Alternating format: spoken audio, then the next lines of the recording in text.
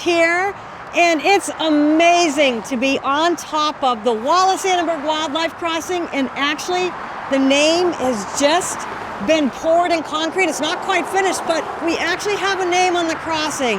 And again, my thanks to Wallis Annenberg and the Annenberg Foundation for being such a key partner in making this happen. It's amazing. But this is what it's all about. This is what P22 inspired, is to build a crossing to ensure that mountain lions and all wildlife remain in the Santa Monica Mountains. And when I started working on this 13 years ago, this was just an idea. And look, there is concrete. It is being built. So you're going to hear from some of the Caltrans folks about what we're seeing and what's next. But first, one of the major milestones this year was, of course, this bridge. And most recently, these sound walls just went up. Sound is an important thing that we have to solve for, or else wildlife might not use this, right? So I want you to listen to the noise right now. It's terrible. Let's go on the other side of the sound wall, which isn't even finished yet, and you're gonna see the difference.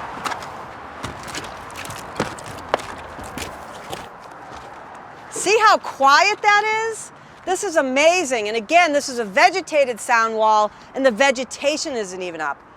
You don't even know you're on one of the world's busiest freeways right now because it's so quiet. So this is the type of things this crew is working on. And I want you to meet some of the Caltrans crews and just some folks who are up here with us who have been with the campaign for a while, and they're gonna tell you a little bit about what you're seeing and what's next. But first, introduce yourselves, everybody. My name is Sam Tutunchian. I have the privilege of serving as a resident engineer on the project. Really excited to be here. My name is Darwin Vargas. I am the senior bridge engineer on the project. I'm Robert Rock. I have the privilege of working with these gentlemen and all these folks over here as the lead designer of the Wallis Annenberg Wildlife Crossing. Hi, Michael Como with Caltrans, helping to spread the message about this incredible project. My name is Jose Juan Rodriguez. I'm a wildlife biology alumni from Cal Poly Humboldt. Y esto es emocionante. This is exciting. I'm Lauren Gill, California Deputy Director of the National Wildlife Federation, up here soaking in the lion's eye view and the quiet. I'm Sherry Ferber, one of the original 3 volunteers with Beth, and I'm here today seeing my best dream that I've ever had in my life come true. You know, Sherry, it's hard not to get emotional being up here. I mean, a lot of us have worked, for me, 13 years, others even longer, like the National Park Service, the Santa Monica Mountains Conservancy, other key partners, City of Agoura Hills.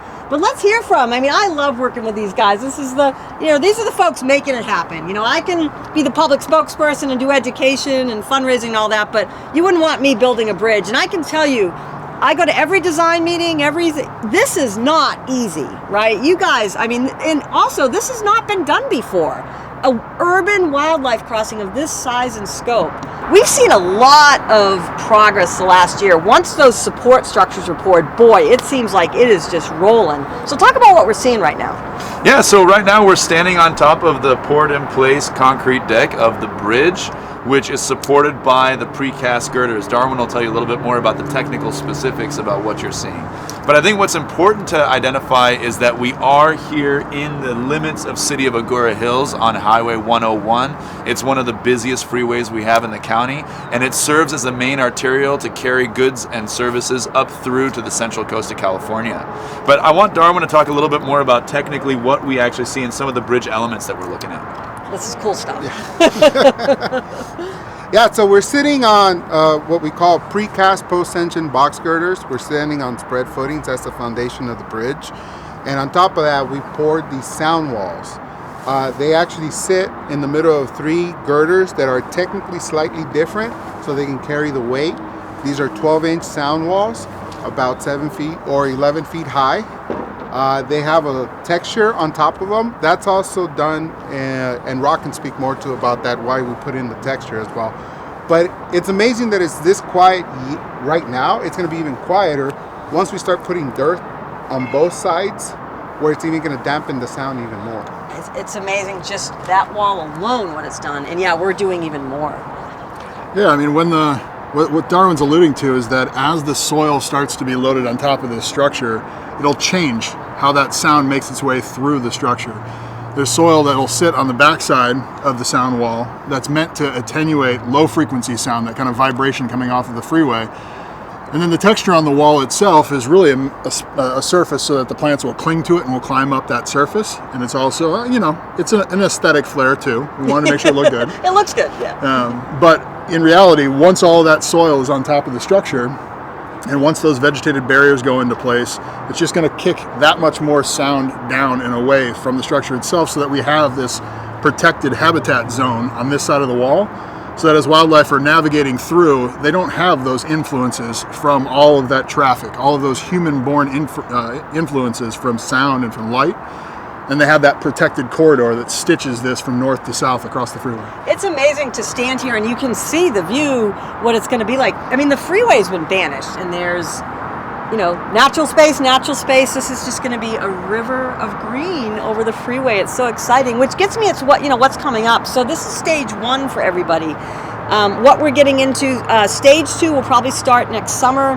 What we have to do in between is bury those utility lines. And then we start on stage 2, which is over Agora Road. It's all one structure. That's just construction inside or baseball. But it did have to go in stages, especially because of that utility relocation. But what's next here? I mean, soil's going to start going on, right? That's right. Well, first there's going to be a waterproofing layer and sort of like a drainage layer of gravel wrapped in filter fabric. And then there will be the landscaping profile. Again, Rock can talk a little bit more about the technical specifics of what that material actually is. But what's really important to identify is that material is so carefully designed and carefully procured that as we speak right now, it's undergoing kind of an aging process before we actually mobilize and bring it out to the site. Yeah, and I mean, and so what Sam's talking about there is that the soil profile has a series of different layers that mimic the A, the B, the C horizons that exist in nature. And so it's critical that that layer is this kind of performative piece, this performative element on top of the structure, so we have that reciprocity between the plants that are growing and the soil community that's there.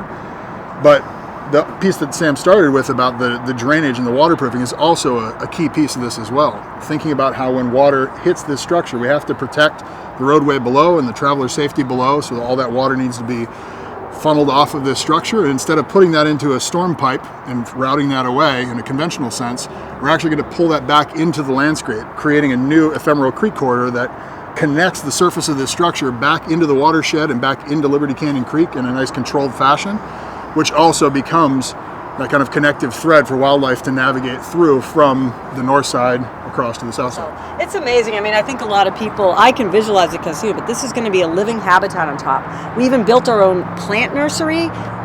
People gathered 1 million hyperlocal seeds. We are really mimicking the landscape here. And Darwin, last question. I mean, all the structural elements for this stage 1 bridge have been built, right? What can we expect to see? I mean, for stage 2, is it about the same? I forget. The structure's a little smaller, or I forget. So there's a structure that goes over Agora Right. Road That's the as next well. one. And that's the next one. And that's going to be for cars to pass underneath, just like this one. Right. But it's a little bit smaller. A little bit smaller. But the other thing that we're going to be building is, right now we have temporary shoring holding this up. When the new structure comes in, the mechanics of it for soil, it's so heavy because we're adding so much soil that we could potentially fail the slope and have it slide out. So we're also building another structure that's going to be buried underneath. No one's ever going to see it. It basically holds everything in place, and we're calling it a ground, and it is a ground anchor wall. Wonderful. That's amazing to see. And I just I've gotten a few questions. Well, how's the wildlife going to use it? There's like a 10-foot, 15-foot climb. Like, it's not finished yet. These will be connected. And actually, as you said, a lot of the structure you see, especially on the south side, you won't be able to see. It's going to be under dirt. So, but anyway, I want to ask one last quick question to everybody here. We are getting exciting to contemplate in 2026, when this is finished, wildlife using it. And Dak, we already had a barn owl use it, which is cool. But each of you give a real quick answer to what's the first wildlife species you think is going to cross this once it's done. Sam, what's your bet? Probably a beetle. Okay, there you go. Probably a beetle.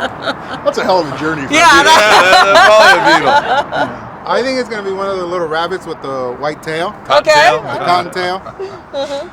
I'm going coyote. Okay. You stole my thunder, Robert. That's okay, you can have the same. Coyote. Un zorrillo, a little skunk. Oh, there we go. Ooh, that's a good one. I'm going to say mule deer. I'm going with mule deer too Okay. because I've hazed them back from that hill already. Right. So we will be, once we get closer to, sort of ribbon cutting, we will be putting up some bedding. You can vote for which animal. But I'll tell you, for all of us here, and I know for a lot of you who have just been invested in this, and we cannot thank all of you enough, from Governor Gavin Newsom to Wallis Annenberg to Secretary Wade Crowfoot to all the partners who have come together to make this happen. Can't thank you enough. I know it's going to be an emotional moment once that first wildlife crosses it. And look, it is becoming a reality. I just can't believe we're standing on the bridge.